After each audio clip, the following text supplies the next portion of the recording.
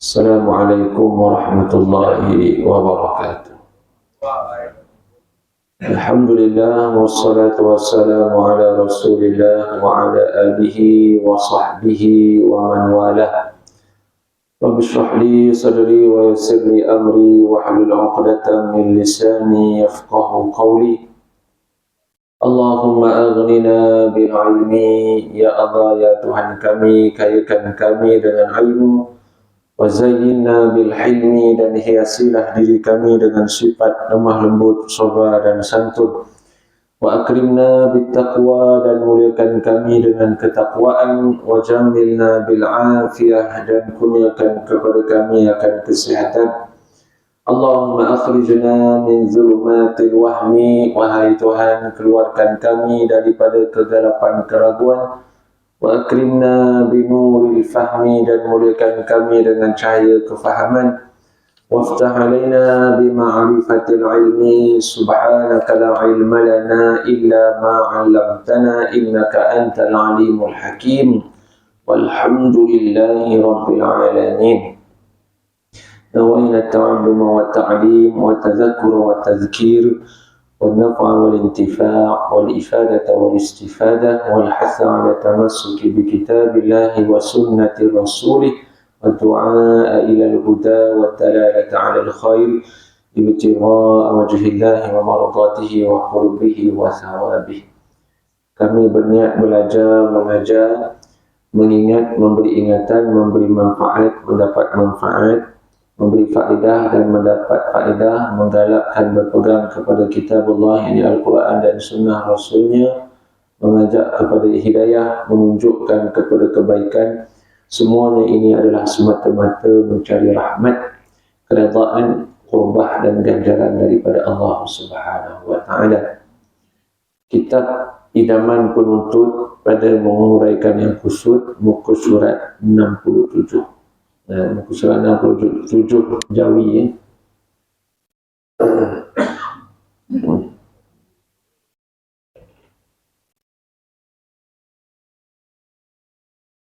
Sujud sahwi. Qala al-muallif rahimahullahu ta'ala wa nafa'ana bi'ulumihi fid darain amin ya rabbal alamin.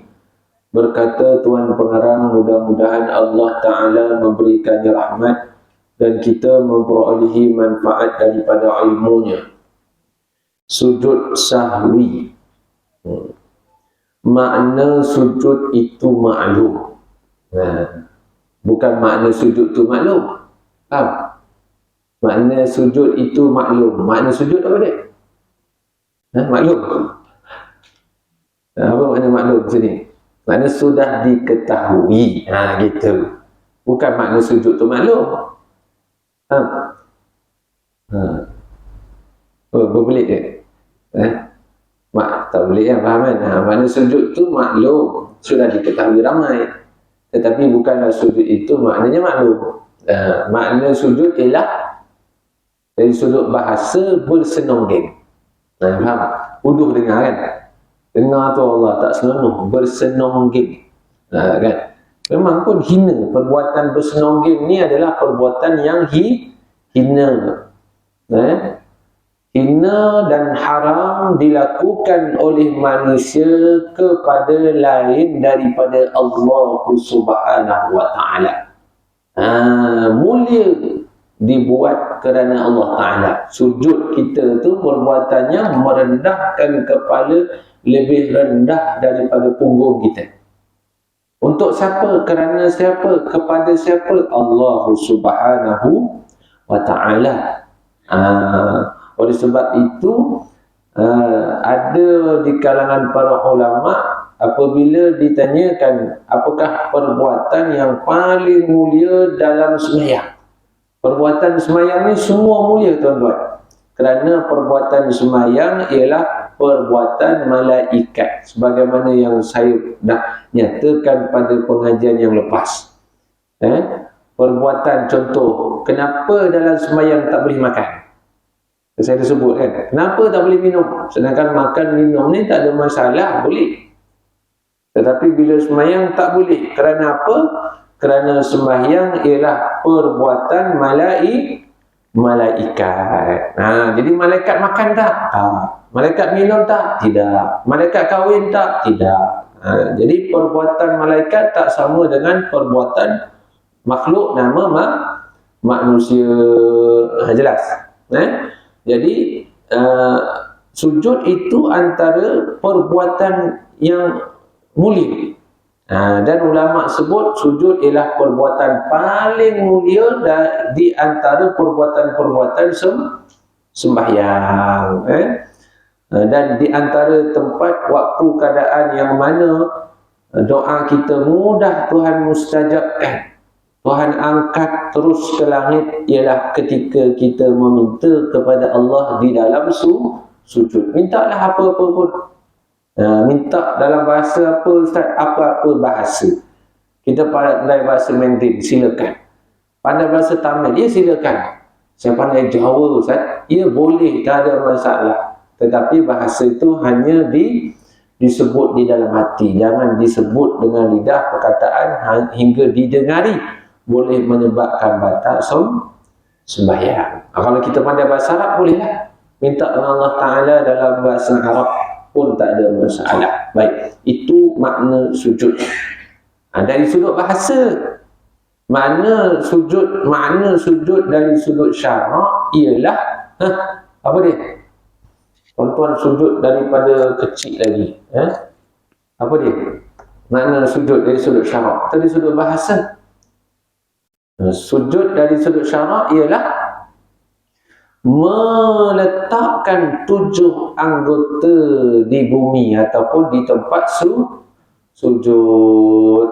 Dia nak dengar kuliah juga nyamuk-nyamuk depan. Banyak sungguh nyamuk 3-4 ekor depan ni. Subhanallah. Dia tak ketik saya. Semua duduk depan ni. Dia menghilangkan fokus saya. Saya nak tengok tuan-tuan perempuan yang mulia. Nak tengok nyamuk-nyamuk ni. Baik. Apa tadi? Sujud makna dari sudut syarak ialah meletakkan 7 anggota. Mesti 7. Kalau 6 tak sah. Kalau 5 tidak sah. Mesti turun ke bumi sampai ke tempat sujud. Apa dia? Dahi. Kedua. 3. Tangan juga 3. 1, 2, 3. Lutut berapa? 4. 5. Lutut juga. 6. Ni kita punya perut jari. Jangan tapak kaki. Perut jari, tapak kaki macam tu, macam mana nak sujud begitu? Magic betul. Ahli gimnastik ibu-ibu. Dia sujud tapak kaki dia gitu. Wow, hebat. Kena belajar. Tapi tak kena lah sujud dia tu. Perut jari, kaki kanan. 7. Perut jari, kaki kiri. Jadi ada berapa? 7. Yang sebut hidung jadi 8. Di mana dia belajar tu? Bukan ustaz yang ajar malam ni. 7 anggota. Nabi suruh sahabat sembahyang sujud dengan 7 anggota, 7 tulang. 1, 2, 3, 4, 5, 6, 7. Mesti 7. Dan di dahi itu ketika turun sujud mesti sedikit menekan, berat, sedikit memberatkan. Kalau letak sahaja tak sah, dia kena menekan sikit. Kalau kita sujud atas kapas tu lekuk sikit. Bukan sujud atas besi-besi lekuk. Waktu dia tonyol juga dahi dia jadi hitam. Wow, ini orang kuat sujud ni. Hitam dahinya, dia tonyol juga sampai buka-buka dahi dia. Bukan tonyol, sedikit berat. Memberatkan sedikit di anggota kepala itu ketika sujud. Dan syarat sah sujud itu di di dahi itu mesti kena kulit dahi itu di tempat sujud. Kalau sujud atas serban merah tak sah. Kan? Sebab apa? Berlapik. Ingat tu, dahi saja. Dahi saja. Lain daripada dahi tak apa, ada lapik. Ha? Jangan duk selok lah. Duk selok ni lutut. Nak supaya kulit lutut itu kena pada tempat sujud. Subhanallah. Apa ini orang? Sebab saya ada dengar. Tangan tu kena pada tempat sujud, jangan ada lapik. Supaya apa? Supaya dahi. Dah tu, pada lutut mu tu. Mu selok lah kan dekat tu. Jangan. Dah. Yang kata tak boleh berlapik itu ialah dahi saja. 6 anggota tu awak nak pakai stokin, boleh pakai stokin di semayang. Tak boleh pakai stokin. Apa sebab? Mesti kulit kena pada tempat sujud. Tak ada, tak betul lah tu Tuan-tuan jangan buat betul je Tapi saya pernah dengar orang cakap sedemikian rupa. Itu sujud baru tuan-tuan. Secara ringkas-ringkas lah kita sebut. Sebab telah kita bicarakan rukun sujud dalam arkanus solah, rukun-rukun sembahyang. Baik. Sekarang kita pergi perkataan sahwi. Sahwi. Kalau dalam bahasa Arabnya bukan sawi. Sawi itu sayur. Sahwi. Sin ha waw sahwi. Kalau S-A-W-I sawi itu sayur. Tuan-tuan jangan main sayur-sayur kat sini. Jangan sayur-sayurkan orang. Baik. Sahwi dari sudut bahasa. Sebab apa saya sebut definisi dulu? Sebab ini perkara yang sangat penting. Ramai orang gagal faham satu-satu isu masalah kerana mereka gagal pada peringkat permulaan memahami satu-satu masalah. Nak cakap masalah ni, orang cakap pasal kapal terbang, jangan cakap pasal kapal terbang. Orang cakap pasal kereta, enjin tu nak cakap juga, tapi dia tak tahu punca, pangkal, isu masalah. Jadi dalam pembahasan ilmu, terutamanya pengajian Islam, penekanan definisi itu sangat penting. Tarif dalam bahasa Arab ni, pengertian perkataan itu. Kalau tak, kefahaman kita kucawana, berkucak kacik. Baik, apa itu sahwi? Sahwi dari sudut bahasa ialah nisyanu syai' wal ghaflatu anhu. Itu dalam bahasa Jawa. Bahasa Jawa. Iaitu lupakan sesuatu. Itu sahwi. Wal ghaflatu anhu, dan lalai daripada sesuatu. Lupakan sesuatu. Lupa apa? Lupa nak makan. Ada? Orang lupa nak makan? Ada? Lupa lah nak makan. Ada. Alhamdulillah. Ada orang bab makan dia tak lupa. Benda lain dia boleh lupa. Tapi makan dia tak lupa. Ada orang dia lupa, boleh lupa benda lain. Tapi main bola dia tak lupa. Betul, pancul. Pukul 5 tom terpacak atas padang. Tapi bab semayang fail. Kata tuan lah. Iaitu lupakan sesuatu. Wal ghaflatu anhu, dan lalai daripada sesuatu. Jadi lupa, lalai ni perkara yang elok tak boleh. Elok tak elok. Kurang ke lebih.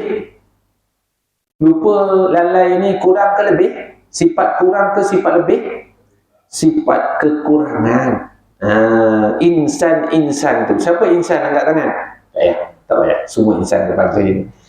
Takut kan angkat tangan yang tak angkat tangan tu nanti bukan insan tu, maknanya jin ke apa. Insan ni diambil daripada perkataan nisyan. Manusia insan ni diambil daripada perkataan insan. Kenapa dinamakan manusia ni lupa, nisyan, lupa, ataupun diabaikan? Yang pertama, ada ulama tafsir menyatakan bahawa manusia itu pada peringkat permulaan kejadiannya itu diabaikan, tidak dipedulikan. Hal ataka 'alal insani hinum minad dahri lam yakun syai'an madhkura. Lelah saya. Allah Ta'ala sebut manusia itu pada peringkat permulaan kejadiannya. Siapa manusia yang pertama? Adam alaihi salam. Allah Ta'ala jadikan Adam ni dalam bentuk sebelum ditiupkan roh nyawa itu dalam bentuk seperti tembikar. Dibuat daripada tanah, daripada tanah liat. Dibentukkan. Kemudian dibiarkan. Lalu lalang malaikat tak peduli. Diabaikan. Itu cerita dia. Di mana tak tahulah alam apa. Masa itu sebelum Nabi Adam menduduki, belum lagi menetap di bumi lagi. Sebelum mana Nabi Adam ditiupkan roh. Apabila Nabi Adam ditiupkan roh, barulah Allah Ta'ala memperkenalkan Adam. Bila ditiupkan roh, tiup roh kat mana? Daripada arah mana? Daripada arah atas kepala, ubun-ubun kita. Roh dimasukkan di ubun-ubun, dikeluar, ditarik pun daripada ubun-ubun. Kat mana ubun-ubun kita? Cuba pegang. Tahu tak kat mana? Nak tahu macam mana ubun-ubun tu? Kita tak tahu sebab kepala kita dah keras. Itu kepala banyak keras, banyak besar. Sebab apa? Sebab dah dewasa. Kalau anak kecil, bayi, tuan-tuan akan dapat rasa lembut di kawasan ubun-ubun. Itulah kawasan yang elok kita tiup-tiupkan. Tiup apa ni Ustaz? Ayat pengasyik. Tiup. Betul lah. Jadi ingat kita tipu-tipu. Ibu-ibu tiup ayat-ayat pengasih kepada suami kita. Masa dia tengah jaga ludah. Tiupan cinta. Tiup. Alam nashrah laka sadrak wa wada'na 'anka wizrak. Sampai habis. Habis tu tiup kat ubun-ubun dia. Kalau suami kita panas baran ke, suami kita dah macam dah tak cinta mana kita, tengok kita pun dah tak tengok perempuan lain. Contohlah, tapi bukan ayah-ayah kat sini lah. Ayah kat KL kat sini. Dia tiup tuan-tuan. Tiup. Anak pun macam tu. Pun situ. Sebab masa tidur, ibu-ibu, ayah-ayah, roh kita Tuhan keluarkan daripada jasad kita. Keluar di mana? Ni, ubun-ubun. Sini, bila kita tidur, kita mati. Mati apa? Mati kecil. Ya ke mati kecil? Nah. Bila kita tidur, kita akan mati. Maknanya roh kita akan dikeluarkan. Bila Tuhan nak kita hidup esok hari, roh kita Tuhan pun kembali ke jasad kita. Jadi bila kita nak baca apa-apa, nak bagi diri kita lembut kan, kita jadi baik pun sama, pegang di sini pun tak ada masalah. Alam nashrah laka sadrak. Ataupun kita ni jenis lupa, ataupun jenis bebal. Bebal kasarnya Ustaz. Saya tarik semula perkataan bebal. Degil lah, degil. Degil tak kasar. Letaklah kepala kita di tangan kita di ubun-ubun. Kita lupa. Saya lupa. Baca apa? Bukan alam nasrah antaranya dah apa? Allahumma shalli apa? Sabbihi isma rabbikal a'la alladhi khalaqa fasawwa. Ni macam apa ya dia? Kan? Apa? Fasan yasuru. Kan? Bukan saya disuruh apa? Fala tansa tu apa? Sanuqri'uka fala tansa illa ma syaa Allah. Nak bagi lupa kan? Antara simptom-simptom awal seseorang itu nyanyuk, banyak lupa lah. Ustaz duduk kat mana? Minggu lepas tanya. Minggu ni tanya, Ustaz duduk kat mana? Minggu depan tak datang, Ustaz duduk minggu kat mana? Dalam hati saya terdetik, nak nyanyuk Haji ni. Kat mana saya tak nak beritahu lah. Sekali betul tuan nyanyuk lah. Dia imam. Tuhan uji dia lah. Tuhan uji dia. Dia imam. Masjid mana kat Muar ni saya tak nak sebut lah. Kat mana jadi dia pun dah nyanyuk. Jadi kita tak nak nyanyuk, antara amalannya itulah. Ulama ajar. Bukan Nabi ajar, ulama ajar amalannya. Sanuqri'uka fala tansa illa ma syaa Allah. Tu. Tak nak lagi amalan nak tambah, tak nak nyanyuk, baca lagi Alam Nashrah. Tak nak lagi, takut nyanyuk, baca Quran banyak-banyak.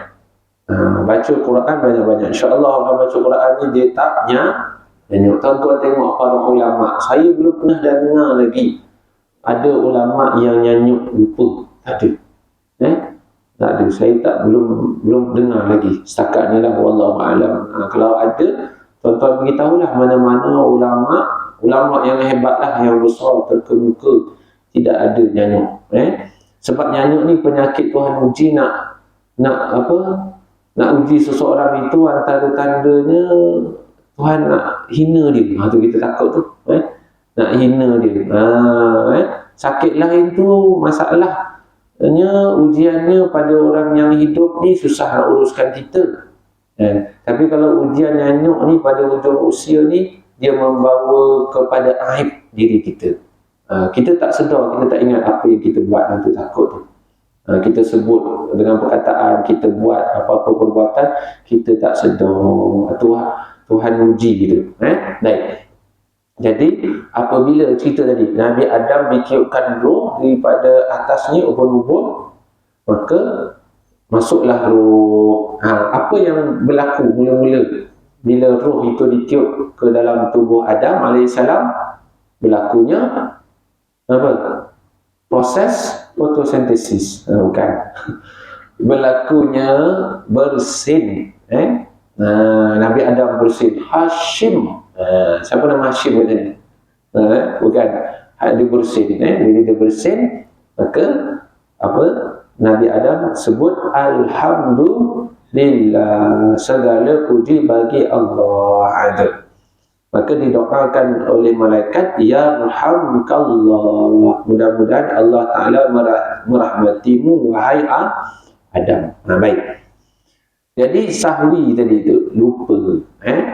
Jadi lupa ni, sifat lupa, sifat kurang yang Tuhan beri kepada siapa, tuan-tuan? Makhluk nama manusia. Makhluk lain binatang ada lupa, tak tahu lah. Mungkin lupa tapi tak ada masalah sangat. Kucing lupa anak dia bubuh mana. Miau lupa. Tak ada masalah lah, sebab dia tak ada akal. Kita je lah. Jadi kenapa Tuhan beri sifat lupa pada kita? Pertama, Tuhan nak tunjuk sifat kita ni banyak kurang. Sedangkan Allah tidak lupa, tidak lalai, tidak alpa, tidak tidur. Maha suci Allah daripada segala sifat kekurangan. Kita ni banyak kurang, oleh sebab tu jangan kita absen. Jangan belagak. Sebab banyak kurang kita ni banding Allah Ta'ala, banding makhluk yang lain. Jadi bila lupa ni, ianya berlaku sehingga dalam sembahyang pun berlaku lupa. Jadi siapa yang lupa dalam sembahyang ni? Kita. Dan lupa ni, sifat lupa ataupun lupa ni berlaku juga kepada siapa? Baginda Nabi Muhammad sallallahu alaihi wasallam. Lupa dalam sembahyang. Diriwayatkan Nabi sallallahu alaihi wasallam lupa dalam sembahyang sebanyak 5 kali. Berapa tuan-tuan? Perempuan 5 kali. Pertama, Nabi syak bilangan rakaat. Syak, tuan-tuan. Ada orang ditukar dengan was-was. Was-was bukan syak. Was-was bukan ragu-ragu. Was-was lintasan hati, bisikan syaitan, itu nama was-was. Syak ni kita ragu-ragu. 50-50. Ya kau. Itu syak. Was-was apa dia tadi, ibu-ibu? Lintasan hati. Terdetik nak buat jahat. Terdetik nak mengumpat orang. Terdetik nak mengintai orang.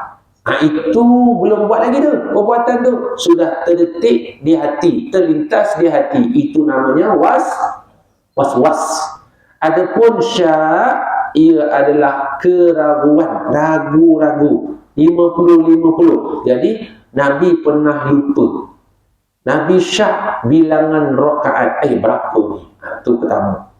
Yang kedua, Nabi pernah berdiri selepas daripada rakaat yang kedua. Mana Nabi meninggalkan tasyahud awal, bangun rakaat yang ketiga tanpa melakukan tasyahud awal. Itu yang kedua. Yang ketiga, Nabi SAW pernah lupa. Nabi beri salam pada rakaat yang kedua, sedangkan Nabi sembahyang 4 rakaat. Nabi beri salam rakaat yang kedua, kemudian ada sahabat yang ingatkan. Ada sahabat bertanya, "Ya Rasulullah, adakah sembahyang ini telah diqasarkan, dipendekkan, yang 4 jadi 2?" Tidak. Nabi pun kembali sambung rakaat yang ketiga. Itu yang ketiga. Yang keempat, Nabi pernah lupa apabila Nabi sembahyang 4 rakaat, Nabi beri salam pada rakaat yang ketiga. Kemudian Nabi sambung balik, bangkit bila ingat, baru 3 rakaat, kurang 1 rakaat, Nabi sambung 1 rakaat lagi. Itu yang keempat. Maaf. Yang kelima, Nabi pernah sembahyang 5 rakaat. Mana sembahyang itu 4 rakaat, seperti sembahyang Isyak. Tetapi Nabi bangun rakaat yang kelima. Tu. Ada 5 kali Nabi terlupa dalam sembahyang. Soalannya tuan-tuan, macam mana kita boleh katakan Nabi SAW lupa? Sedangkan lupa ni sifat apa? Sifat kekurangan. Bila Nabi lupa, adakah hati Nabi lalai, berangan, tak dapat makan nasi ambeng, tak dapat makan nasi biryani gam, akhirnya terlupa bilangan rakaat? Adakah begitu? Oh, bagus. Alhamdulillah. Tidak jawapannya. Tidak. Kenapa tidak? Kenapa kita tak boleh kata Nabi lalai dalam sembahyang? Haji, sebab apa? Pandai Tuan Haji. Nanti minta RM1 dengan pengurusi. RM1 je lah. Kalau baik hati bagi RM100. Menjadi tauladan. Memang Tuhan nak ianya berlaku kepada Nabi supaya menjadi contoh, menjadi sumber hukum kepada umat. Sekiranya tidak berlaku kepada Nabi, berlaku kepada haji tahun 2023. Sebelum ni tak berlaku, tiba-tiba berlaku pada haji tahun 2023. Macam mana nak terbit hukum daripada haji? Sayalah Nabi Melayu yang terakhir. Kalau orang boleh terima, orang tak nak terima. Sebab Nabi terakhir ialah Nabi Muhammad SAW. Jadi apa yang berlaku pada Nabi sebenarnya memang Tuhan rancang supaya menjadi sumber asal hukum, rujukan hukum kepada umat baginda Nabi Muhammad SAW. Jelas, tuan-tuan? Kita pernah tengok kelima-lima keadaan ni. Ada orang bangun rakaat yang kelima, ada orang tinggal tasyahud awal, naik ke rakaat yang ketiga, ada orang bagi salam rakaat yang kedua. Semua kita pernah saksikan, betul tak? Semua itu pernah berlaku kepada Nabi SAW. Itu jawapan yang pertama daripada Tuan Haji kita. Jawapan yang kedua yang disebut oleh Syekh Ibrahim Al-Bajuri dalam kitab beliau, beliau menyatakan apabila Nabi berlakunya demikian, 5 keadaan Nabi lupa itu, sebenarnya Nabi SAW ghaba an kulli ma siwa Allah. Nabi SAW ketika sembahyang sudah ghaba, yakni fana. Apa makna fana? Mana Nabi lenyap, hilang, hanya ada jasad. Ruh Nabi tidak ada pada jasad. Habis itu di mana? Naik ke hadrat Allah Subhanahu wa ta'ala. Bagaimana? Kita pun tak tahu. Kerana berlakunya peristiwa ataupun pengalaman rohani sedemikian hanya berlaku kepada manusia yang tertentu. Kita tak boleh usaha berzikir 100 kali sehari, 1000 kali sehari. nak rasa pengalaman fana, seperti ahlillah, para wali Allah, seperti yang berlaku kepada Nabi SAW. Kita tak mampu, tak bisa kita untuk mencapai maqam pengalaman rohani tersebut. Itu disebut oleh Syekh Ibrahim Al-Bajuri rahimahullah ta'ala. Apabila Nabi lupa dalam sembahyang, sebenarnya Nabi bukan lupa, tetapi roh Nabi tidak ada di situ, hanya jasad. Nabi fana, merasakan sibuk dengan melihat ta'zimillah, keagungan Allah Subhanahu wa ta'ala. Nah, tu. Baik, tuan-tuan. Jadi kalau lepas ni kita dengar cerita tentang Nabi yang kurang enak, maka kita terus pegang, ni akidah kita Ahlussunnah wal Jamaah. Pegang bahawa ianya berlaku kerana Tuhan nak. Sebagai contoh peristiwa, isu yang popular yang berlaku apabila Nabi minta Zaid, anak angkat Nabi. Zaid ada isteri, Zainab namanya. Saya pernah cerita juga, saya tak silap saya di sini. Ada isteri nama Zainab, tetapi selalu bergaduh. Bila bergaduh, maka Zaid bercerita kepada Nabi SAW. Selalu bergaduh. Akhirnya Nabi minta Zaid supaya menceraikan Zainab. Minta Zaid ceraikan Zainab. Tak lama berapa kemudian tu, setelah mana Zainab janda, elok-elok Nabi SAW masuk minang Zainab, kahwin dengan bekas isteri anak angkat Nabi. Apa berlaku? Apa yang tuan-tuan faham bila dengar cerita ni? Apa ni?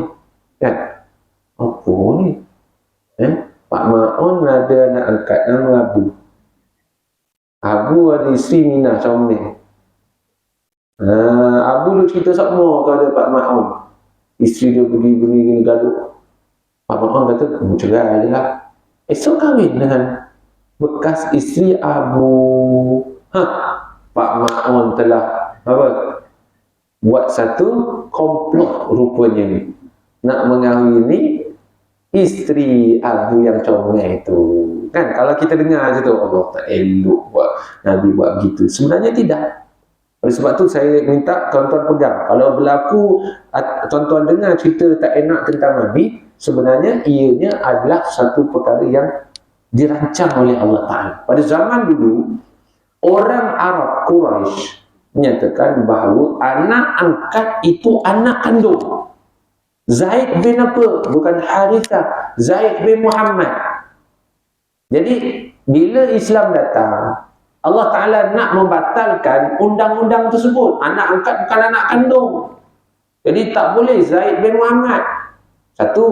Kedua, bila kata anak angkat itu anak kandung, maka isteri anak angkat ialah mahram kepada bapa angkat. Seperti bapa mertua, hubungan bapa mertua dengan menantu. Soal kahwin lain, puteri minta cerai. Tuan-tuan lambat tangkap, ibu-ibu cepat tangkap. Ayah lambat tangkap. Ibu-ibu dah gelap.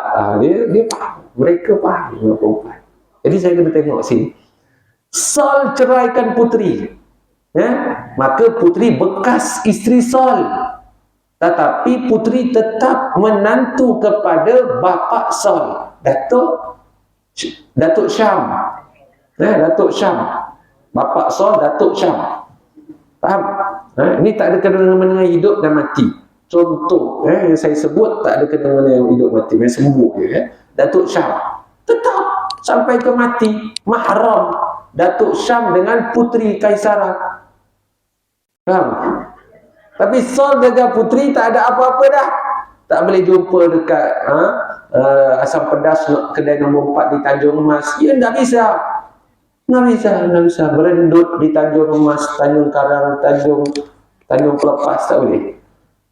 Tak boleh. Sebab bekas isteri adalah bekas isteri. Tapi hubungan mahram dengan menantu kekal. Baik. Tuhan nak batalkan undang-undang tersebut. Bapa angkat dengan anak isteri anak angkat tak berhubungan pun. Contohlah, Sol dah cerai puteri Kaisarah. Putri boleh kahwin tak dengan Datuk Syam?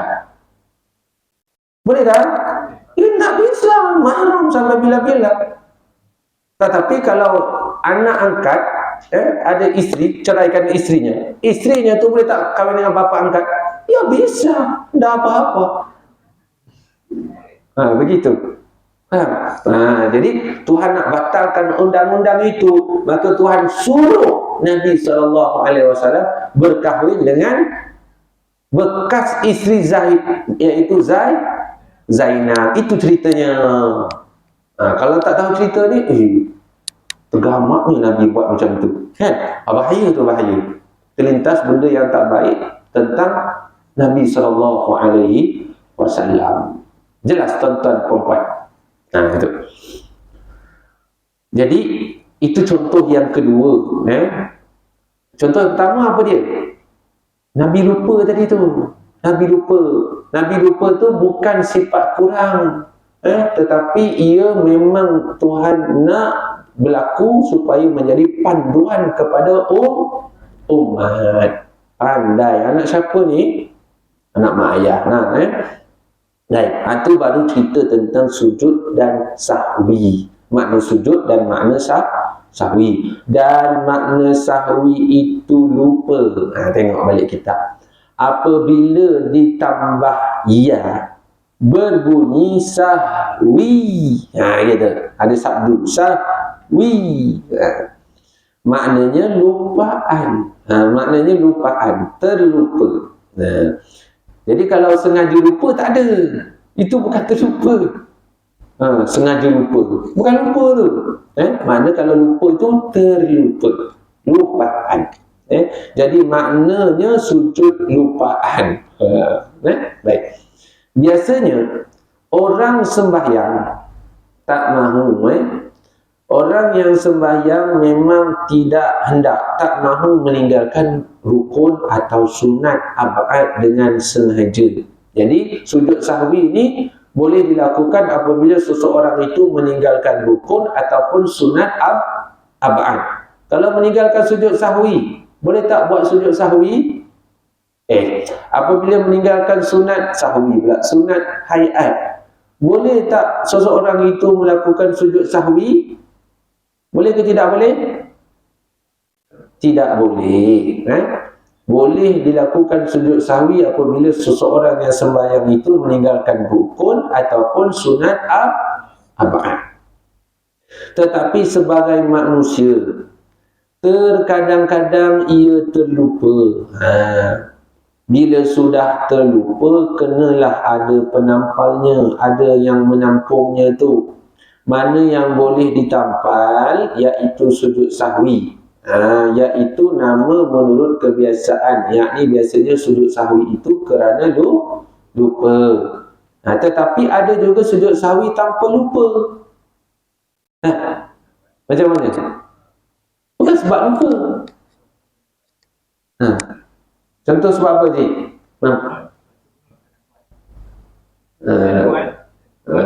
Betul tak?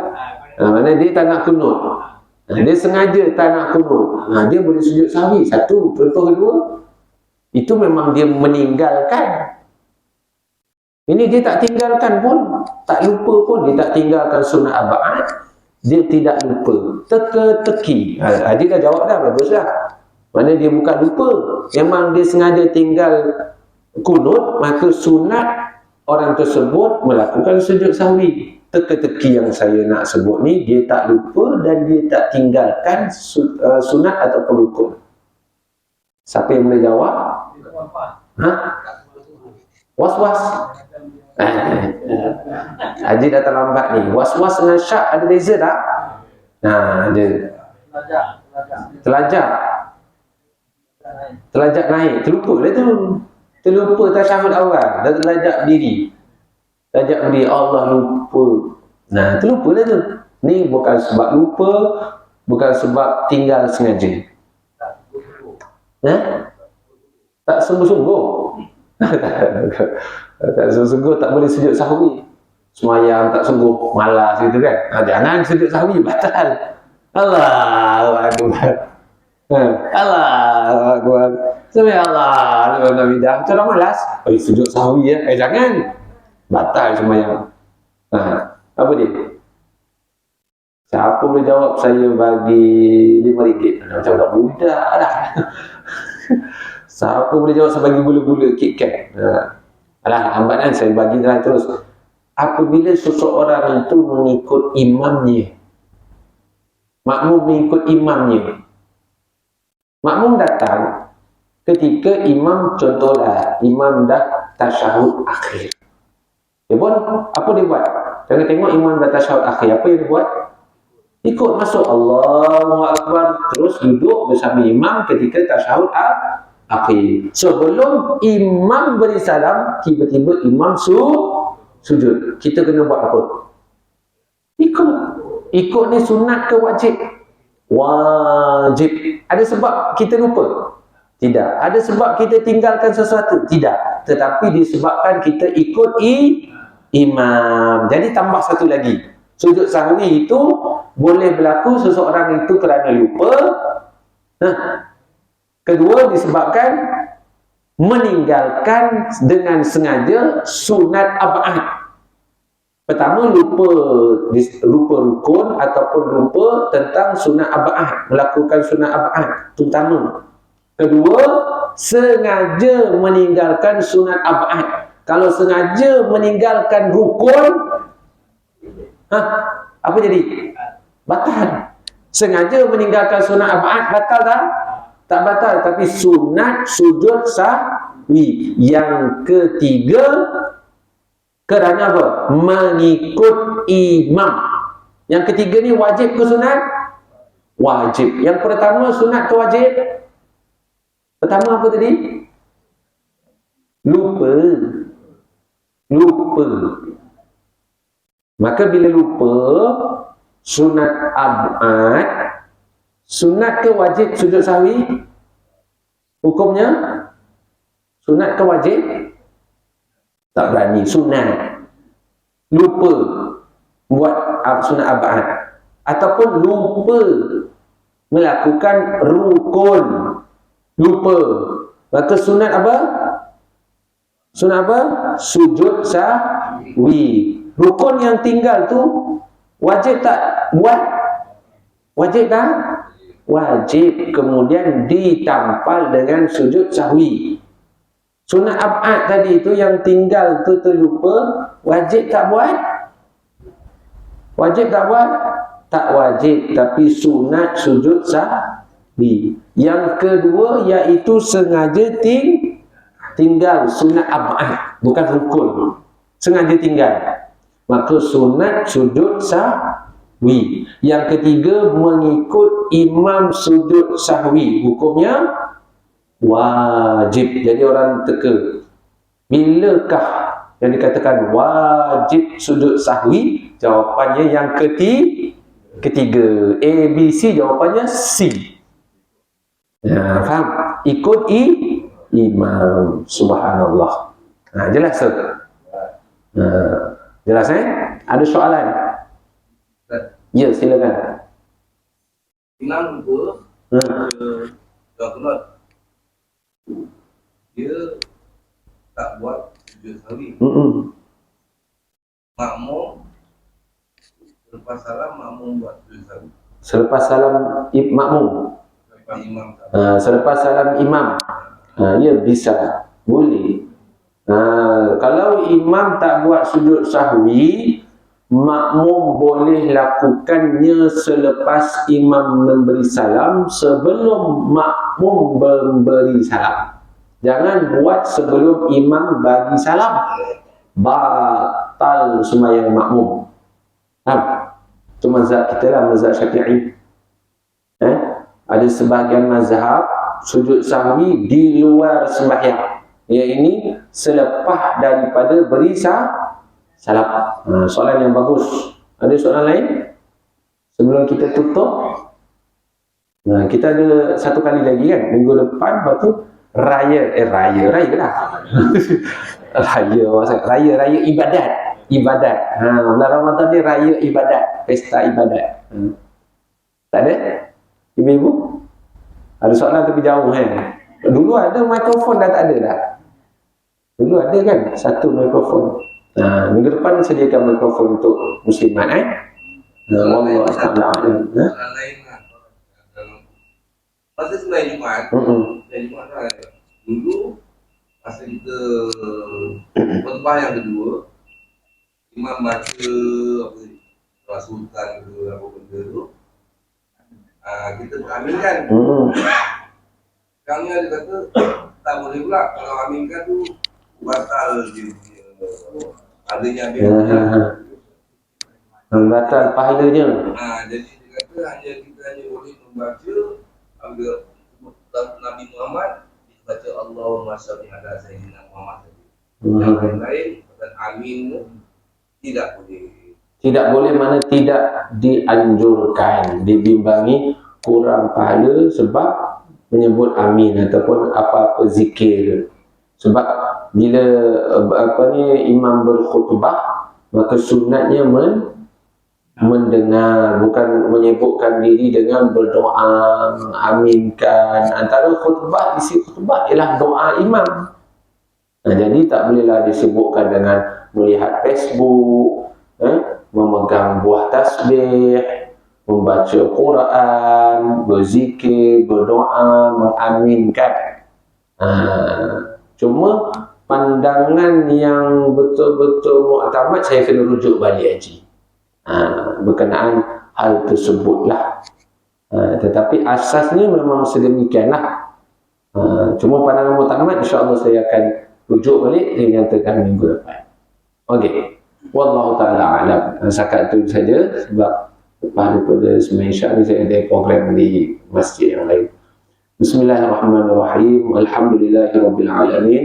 Wassalatu wassalamu ala asyrafil anbiya'i wal mursalin wa ala alihi wa sahbihi ajma'in. Allahumma anshurna syu'urul mahabbati bainana warbit qulubana bil karamah wa ahsin akhlaqana bin nur wal hidayah wa thabbit qulubana bi kulli ri'ayah. Allahumma arzuqna mutaba'atan nabiyyin waj'alna minas sajidin wajhikal karim. Allahumma jammilna bil afiyati was salamah wa haffifna bit taqwa wal istiqamah wa a'idna min mujibatin nadamah waghfir lana warhamna wa liwalidina wa liman ahabbana wa ahsana ilayna wa liman kana haqqun alayna bi rahmatika ya arhamar rahimin walhamdulillahi rabbil alamin. Terima kasih atas perhatiannya. Assalamualaikum warahmatullahi wabarakatuh.